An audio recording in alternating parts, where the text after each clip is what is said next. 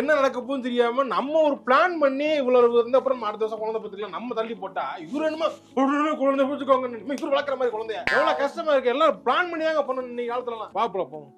ஐயோ எங்க குடும்பத்துல எங்கேயுமே போக முடிய மாட்டேங்குது.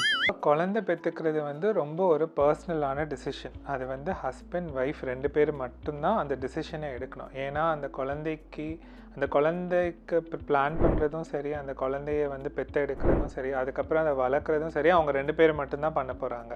ஸோ அவங்க ஃபேமிலியோட ஃபினான்ஷியல் கண்டிஷன் எப்படி இருக்குது, 2வது வந்து அவங்க 2 பேருக்குள்ளே வந்து ரிலேஷன்ஷிப் எப்படி இருக்குங்கிறது அவங்க 2 பேருக்கு மட்டும்தான் தெரியும்.